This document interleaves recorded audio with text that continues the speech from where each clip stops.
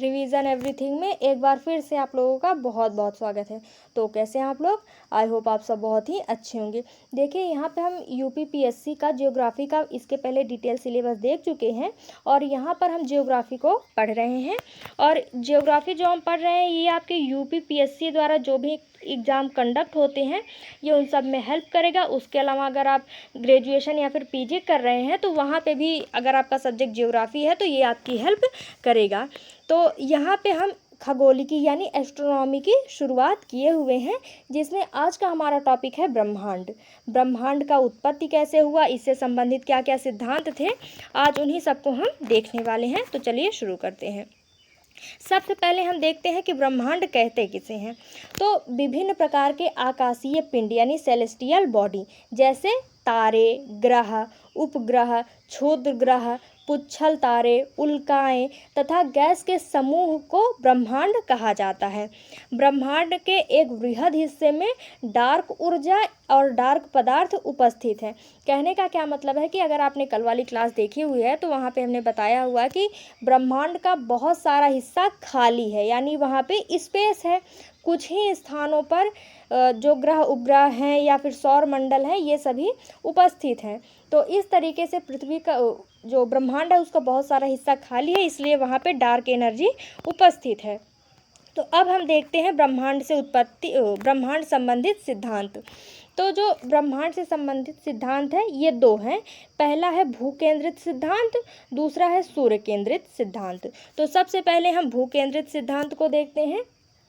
140 ईस्वी में टॉलमी के द्वारा भू केंद्रित सिद्धांत दिया गया। इसमें टॉलमी ने बताया कि जो हमारी पृथ्वी है वो ब्रह्मांड के केंद्र पर उपस्थित है और सभी ग्रह, उपग्रह, सूर्य सभी मिलकर इसका चक्कर लगाते हैं। ठीक है, यहाँ पे हमारी पृथ्वी को केंद्र में रखा गया था, इसीलिए इसको भू केंद्रित सिद्धांत कहते हैं। ठीक, फिर अगला सिद्धांत है कि सूर्य केंद्रित सिद्धांत। इसको 14वीं शताब्दी में कॉपरनिकस द्वारा दिया गया। इसमें कॉपरनिकस ने बताया कि पृथ्वी नहीं बल्कि जो हमारा सूर्य है वो ब्रह्मांड के केंद्र में उपस्थित है और सभी ग्रह, उपग्रह, सभी आकाशीय पिंड इसका चक्कर लगाते हैं। यहाँ पे सूर्य को केंद्र में रखा गया था, इसीलिए इसको सूर्य केंद्रित सिद्धांत कहते हैं। ठीक है, फिर अब आगे देखते हैं। इन दोनों के बाद आए केपलर 16वीं शताब्दी में। इन्होंने बताया कि जो सूर्य है वो ब्रह्मांड के केंद्र में नहीं है बल्कि सूर्य सौरमंडल के केंद्र में उपस्थित है। यानी कि जो इसके पहले यही कहा गया था ना कि जो सूर्य है वो ब्रह्मांड के केंद्र में उपस्थित है, लेकिन जब केपलर आए इन्होंने बताया कि हाँ सूर्य है केंद्र में लेकिन ब्रह्मांड के नहीं बल्कि सौरमंडल के केंद्र में उपस्थित है और सौरमंडल में जो भी ग्रह उपग्रह हैं वो सभी इसका चक्कर लगाते हैं। तो केपलर ने यह सिद्धांत 16वीं शताब्दी में दिया। फिर देखते हैं ब्रह्मांड की उत्पत्ति का सिद्धांत।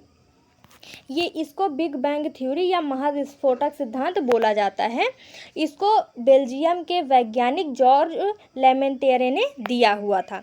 1927 में इन्होंने इस थ्योरी को पब्लिक किया और 1932 में इस थ्योरी को एक्सेप्ट किया गया। इसमें उन्होंने कहा कि एक पिंड था जिसका घनत्व बहुत ही ज़्यादा था और उसमें विस्फोट हुआ और उस विस्फोट के बाद धूल कण पिंड, तारे, आकाशगंगा और ब्रह्मांड इसका निर्माण हुआ।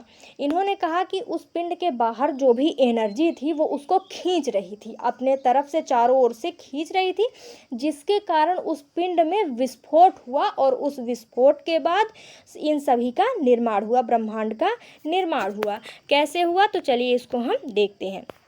सबसे पहले इन्होंने एक सिंगुलर पॉइंट मान लिया, यानी कि एक पिंड को मान लिया। फिर उसके बाद इन्होंने बताया कि इस पिंड को चारों तरफ से बहुत सारी शक्तियाँ इसको खींच रही थी।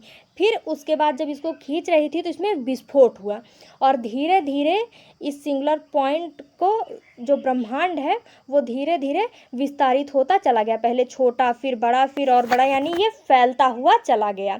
शुरुआत में छोटा ही था लेकिन आसपास की इसकी जो ऊर्जा थी, जो बल था, इसको खींच रहा था, जिसके कारण ही ये धीरे धीरे विस्तारित होता हुआ चला गया। ठीक है, तो इसको हम थ्योरी की तरह पढ़ लेते हैं कि ब्रह्मांड की उत्पत्ति से संबंधित महाविस्फोटक सिद्धांत का प्रतिपादन 1927 में बेल्जियम के विद्वान जॉर्ज लेमेंतियरे द्वारा दिया गया और इस सिद्धांत का जोरदार समर्थन जॉर्ज गैमो ने किया। तो जॉर्ज गैमो को भी आप लोग याद रखिएगा। लेमेंतियरे के अनुसार आज से 14.5 अरब वर्ष पूर्व ब्रह्मांड एक पिंड के रूप में उपस्थित था, जिसे सिंगुलर पॉइंट कहते हैं। सिंगुलर पॉइंट को आप लोग इंग्लिश में ही याद रखिएगा, क्योंकि आप एकल बिंदु बोलेंगे तो वो थोड़ा कम सही लग रहा है, तो सिंगुलर पॉइंट ज़्यादा सही लग रहा है ना। बाकी आप चाहें तो एकल बिंदु भी याद रख सकते हैं। इस विस्फोट के बाद उत्पन्न पदार्थों से ब्रह्मांड की उत्पत्ति हुई।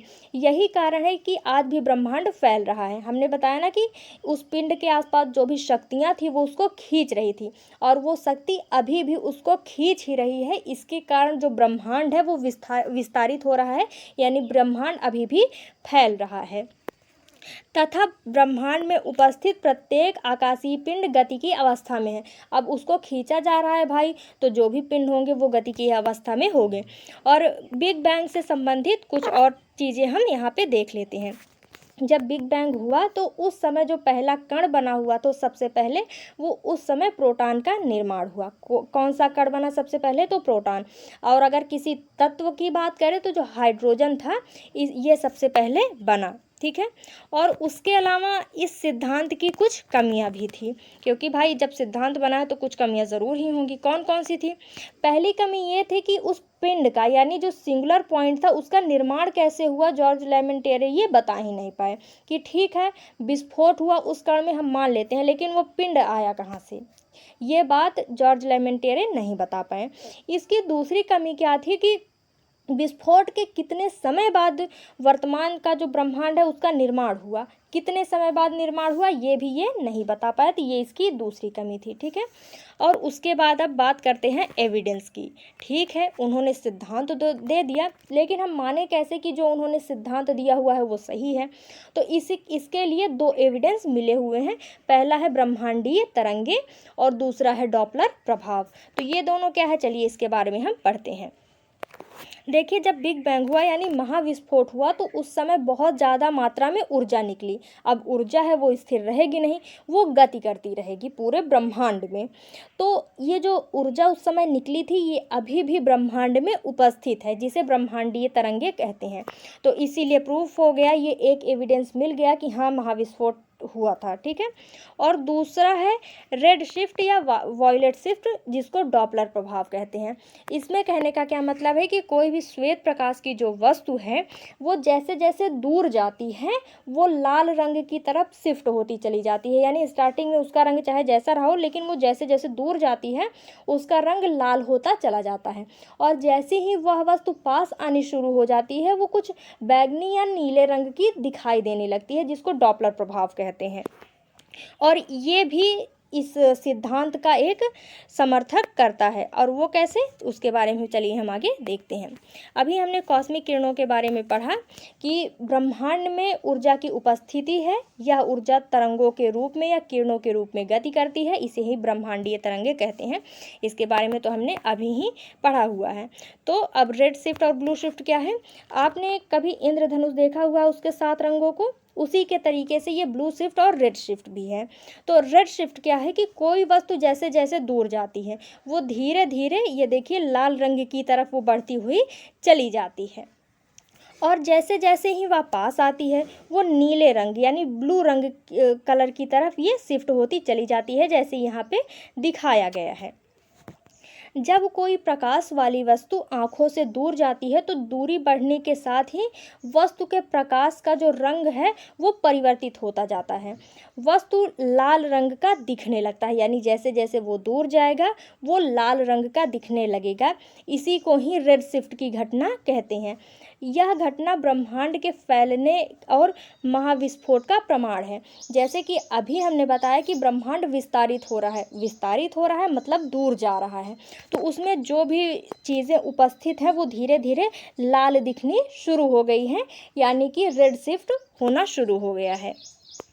उसके बाद ब्लू शिफ्ट, जब एक सफ़ेद प्रकाश वाली वस्तु जिसमें 7 रंग मिले होते हैं समीप आती है तो वह नीले रंग की तरफ दिखाई देती है, इसे ही ब्लू शिफ्ट की घटना कहते हैं। यानी ब्रह्मांड में किसी पास की वस्तुओं को अगर हम देखते हैं तो वो कुछ नीले रंग की दिखाई देती हैं, जिसे ब्लू शिफ्ट की घटना कहते हैं। रेड शिफ्ट और ब्लू शिफ्ट की घटना को डॉपलर प्रभाव के रूप में देखा जाता है। ठीक है, तो ये था ब्रह्मांड, उसकी उत्पत्ति के सिद्धांत। तो आई होप कि आपको ये सब समझ में आया होगा। मिलते हैं नेक्स्ट वीडियो में। Thank you.